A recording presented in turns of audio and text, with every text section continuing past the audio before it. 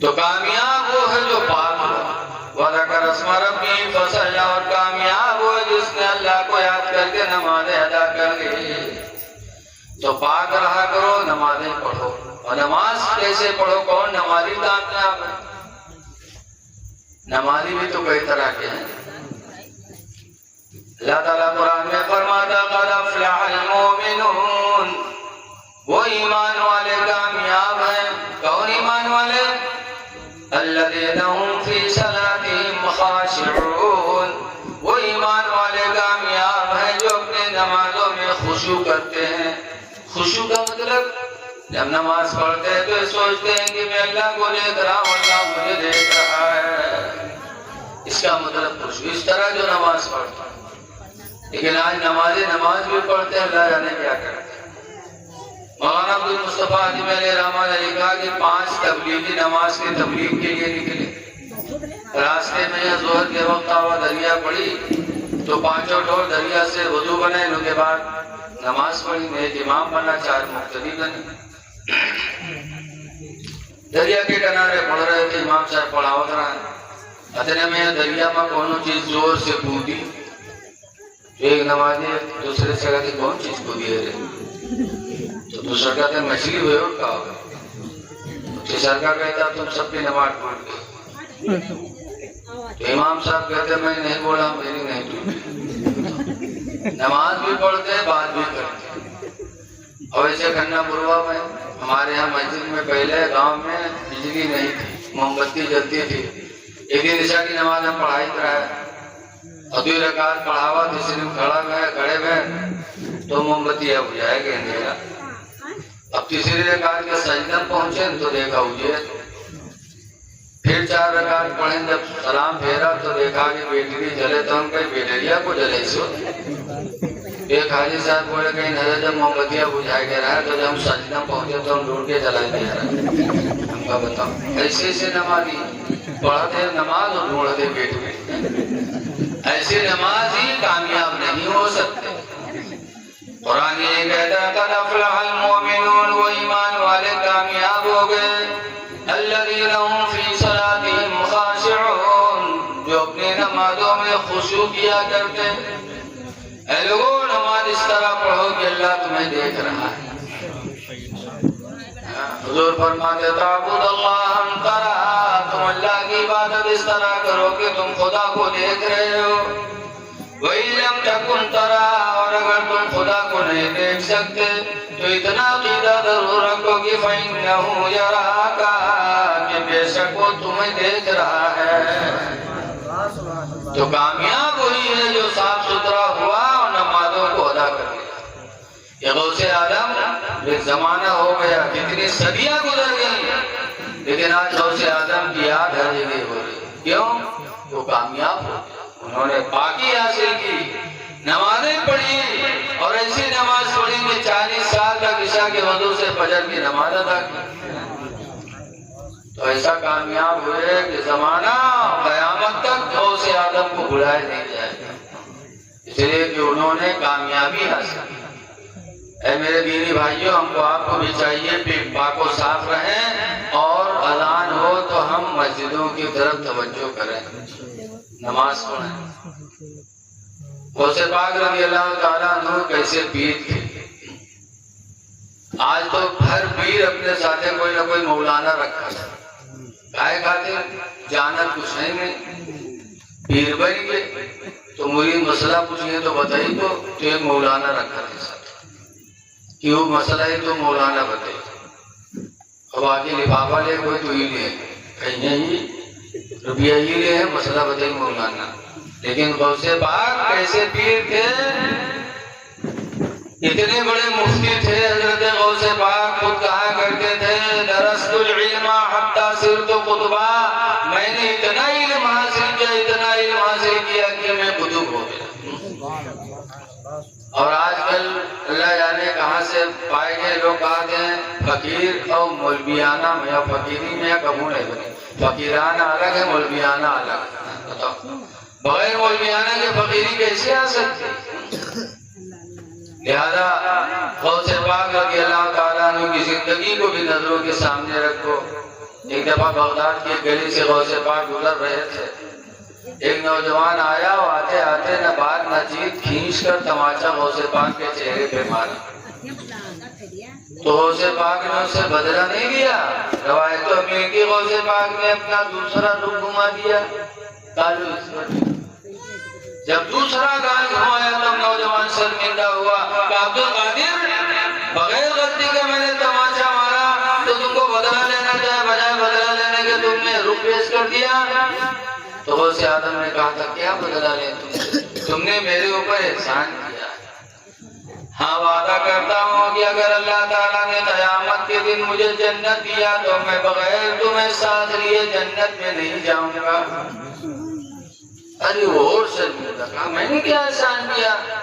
تو غوث پاک کہتے ہیں تم نے احسان کیا، بغیر غلطی کے تم نے مجھے تماچا مارا، مجھے غصہ آیا، پھر میں نے غصے کو پی لیا اور میں نے صبر کر لیا، تو صبر کی نیکی تمہاری وجہ سے مجھے حاصل ہو گئی، صبر کی نیکی ملی تمہاری وجہ سے، اس لیے تمہارا احسان ہے میرے اوپر۔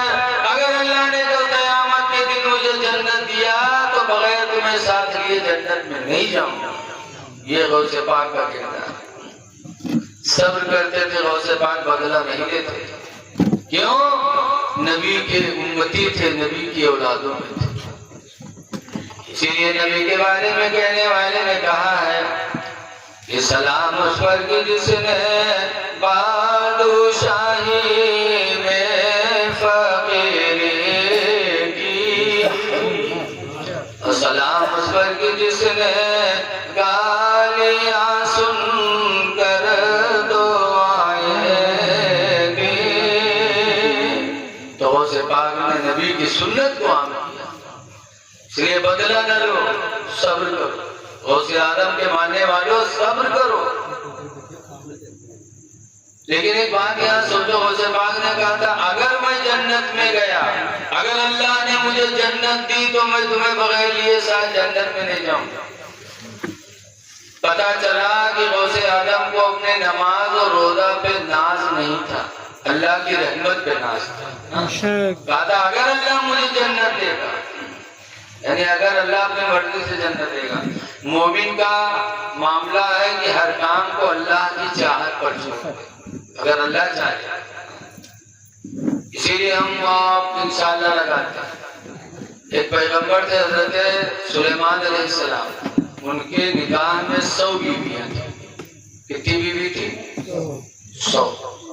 پورے دنیا کے بادشاہ تھے، جناتوں کی بھی بادشاہ تھے، ہواؤں کی بھی بادشاہ تھے، ان کے حکم سے ہوا چلتے تھے، ان کے حکم سے جنات بھی کام کرتے تھے۔ آج ہے کوئی منتری پردھان جو بادشاہ جو جناتوں پر جن کا قبضہ ہوا، یہ جنات اگر کوئی لوگ پکڑ لیے تو زندگی خراب کریں گے، بولو ارے چھوڑو۔ سلیمان علیہ السلام پوری دنیا کے بادشاہ تھے، چڑیوں پر بھی ان کی حکومت تھی، سب پر حکومت تھی۔ 100 بیویاں سلیمان پیغمبر کے نکاح میں تھی۔ سلیمان علیہ السلام نے ایک دن کہا کہ 100 بیویاں میرے نکاح میں، اگر ایک سے ایک لڑکا پیدا ہوئی ہے تو 100 لڑکوں کے میں ابا ہو جاؤں گا۔ میرے پاس تو 100 بیوی ہے، ایک ایک لڑکا پہ تو 100 لڑکوں کے ابا ہو جاؤں گا۔ لیکن انشاءاللہ نہیں کہا، یہ نہیں کہا انشاءاللہ ایک بیوی سے ایک بچے پیدا ہوں گے تو 100 بچے ہو جائیں گے، انشاءاللہ چھوڑ دیا۔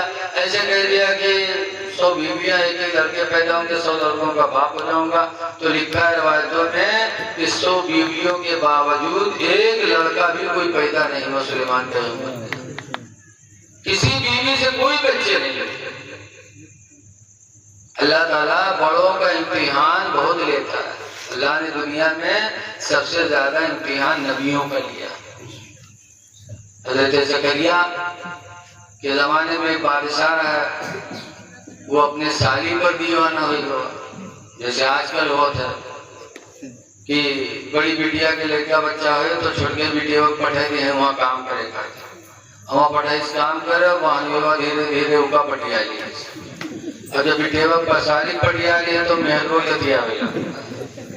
یہ زمانہ بڑا نازک ہے، جوان بچیوں کو اپنے داماد کے گھر مت رہنے دو، کتنے گھر ایسے برباد ہو گئے میرے لیے، جب مجھ سے پوچھو میں گنتی بتاؤں گا۔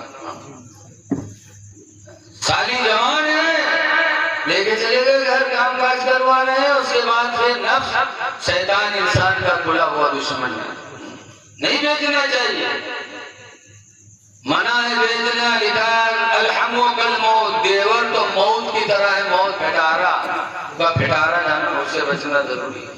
حضرت زکریا کا زمانہ تھا، ایک بادشاہ اپنی سالی پر عاشق ہو گیا اور اس کو بھی اپنے نکاح میں رکھنا چاہا۔ زکریا سے مسئلہ پوچھا، حضرت زکریا نے کہا نا، دو سگی بہن ایک شخص کے نکاح میں نہیں رہ سکتی۔ بادشاہ نے کہا زکریا مسئلہ بدلو ورنہ تو میں قتل کر دیں گے۔ زکریا نے کہا قتل ہونا تو گوارا ہے، لیکن خدا کے فرمان میں بدل لاؤ گوارا نہیں بدلا۔ تو بادشاہ نے قاتلوں کو بھیجا، جاؤ زکریا کو قتل کر دو۔ تو حضرت زکریا کو پتا چلا تو انہوں نے وطن چھوڑ دیا، ہجرت کر لیا۔ پیچھے سے لوگ چلے، حضرت زکریا کا پیچھا کیا۔ حضرت زکریا چلتے چلتے ایک پیڑ کے پاس پہنچے تو ایک پیڑ کو دیکھا بھوکلا، تو اسی بھوکلے میں حضرت زکریا جان بچانے کے لیے چھپ گئے۔ پیڑ بحکم الہی مل گئے، جو پھٹا تھا مل گیا، اندر زکریا ہو گئے۔ ابھی لوگ تو ہوا تک پہنچو کے بعد دیکھا کہ یہاں تک تو دکھانے تک اللہ جانے کہاں چلا گا، کہا ہوا ادھر ادھر خوب دیکھیں تو پلٹ گئے، کہا نہیں ملے گا۔ تو شیطان پہنچا تھا انسان کی شکل میں، کہا کہاں جا رہے؟ اور زکریا کو مارنے آئے تھے لیکن یہاں تک دکھائی بڑا پلا پتا ہو گیا۔ شیطان کا کہیں نہ ہوتے، پیڑ کے پاس لے کے گیا۔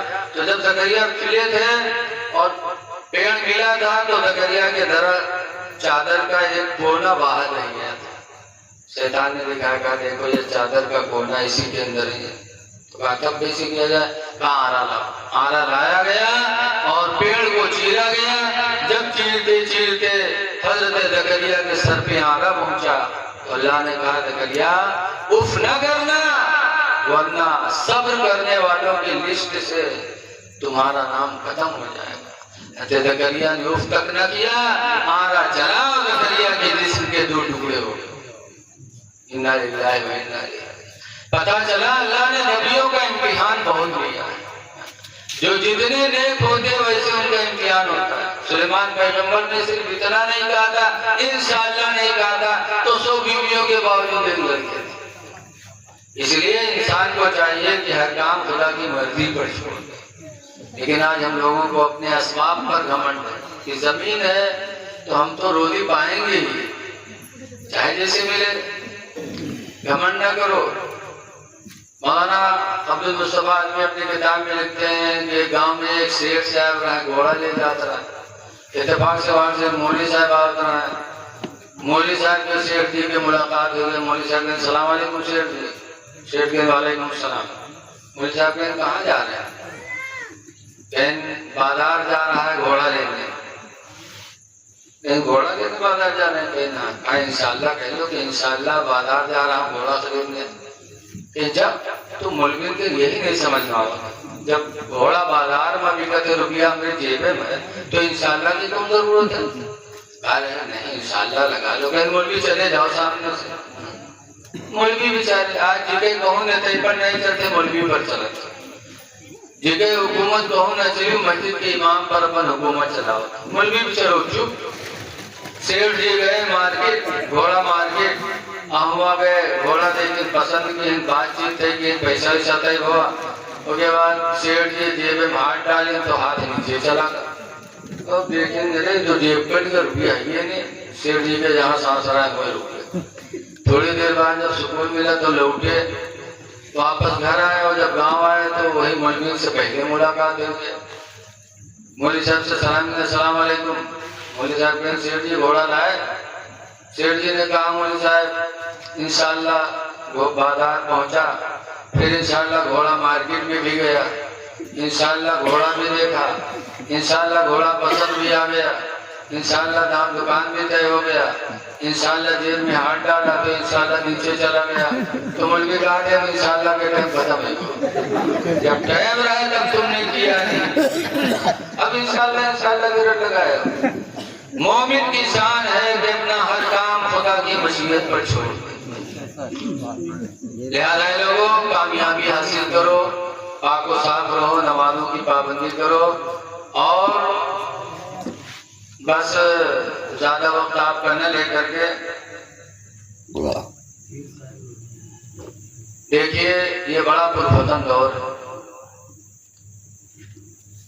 موبائل میں بھی آتا ہے، آپ لوگ بھی دیکھتے ہوگے کہ کتنے گھر ایسے ہیں کہ ماں بوڑھی ہو گئی یا باپ بوڑھے ہو گئے تو لے ہوگا یتیم کھانا میں ڈالیا ہے، بڑوں دیکھا تو یہ موبائل میں۔ اور وہ کیسے اللہ کے بندے ہیں جنہوں نے اپنا انتظام کیا ہے کہ جس کا کوئی سہارا نہ ہوا کہ میرے یہاں رہے، میں ان کی خدمت کروں گا۔ اور کچھ ایسے نادان ہیں جو اپنے بوڑھے ماں باپ کی خدمت نہیں کر پاتے، وہاں بھیج جاتے ہیں۔ یاد رکھو، سب سے زیادہ اللہ کو پسند ہے بندے کی رحم دلی۔ حدیث پاک میں حضور فرماتی رحموا من فی الارض، اے لوگوں زمین والوں کے اوپر تم رحم کرو، یرحمکم من فی السماء، تو آسمان والا تم پر رحم فرمائے گا۔ زمین والوں پر رحم کرو تو اللہ تم پر رحم کرے گا۔ اور زمین کے اوپر ہمارے آپ کے سب سے زیادہ رحم کے مستحق اگر ہیں تو ہمارے تمہارے ماں باپ ہیں۔ اسی لیے قرآن حکیم نے ارشاد فرمایا قَضَىٰ رَبُّكَ أَلَّا تَعْبُدُوا إِلَّا إِيَّاهُ، اللہ نے فیصلہ کر دیا کہ اللہ کے سوا کسی کی عبادت نہ کرو۔ وَبِالْوَالِدَيْنِ إِحْسَانًا، اور اے بندوں میں اپنے ماں باپ کے ساتھ حسن سلوک کرو، ماں باپ کے ساتھ بھلائی کرو۔ اِمَّا يَبْلُغَنَّ عِندَكَ الْكِبَرَ أَحَدُهُمَا أَوْ كِلَاهُمَا، لیکن اگر دونوں بوڑھے ہو جائے یا دونوں میں سے ایک بوڑھا ہو جائے، فَلَا تَقُلْ لَهُمَا أُفٍّ وَلَا تَنْهَرْهُمَا، تو میرے بندے تم ان دونوں سے اف نہ کہنا اور ان کو جھڑکنا نہیں۔ اللہ نے فرمایا کہ جب ماں باپ بوڑھے ہو جائیں تو ان کو اف نہ کہنا، ان کو چھڑکنا نہیں۔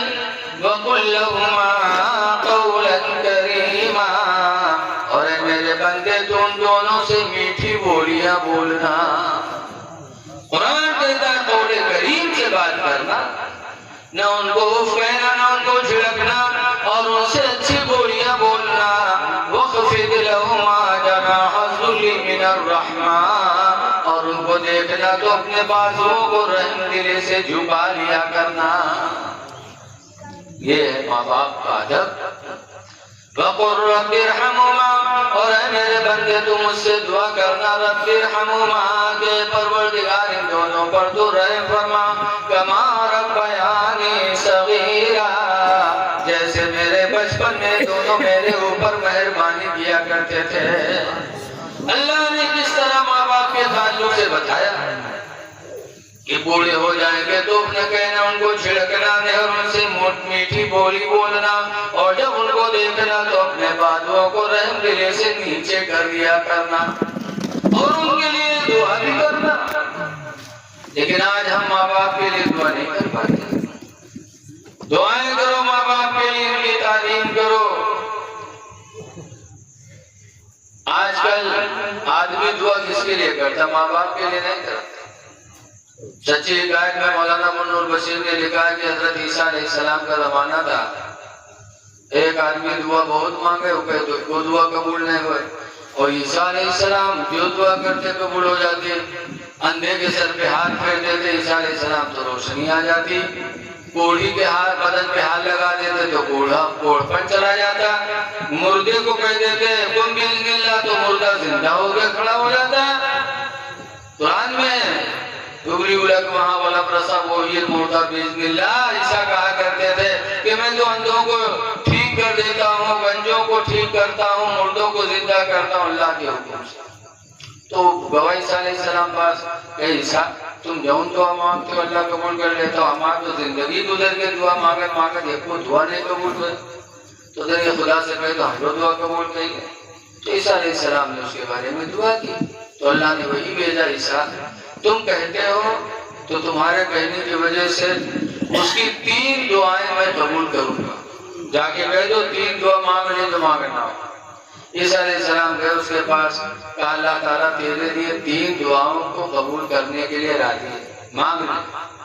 جب سن اس کی 3 دعا ہمارا قبول ہوئے تو لکھا ہے سچے قائد میں کہ سب سے پہلے ہاتھ اٹھائے کہ یا اللہ ہماری بیوی کو چاند کی طرح خوبصورت بنا دے۔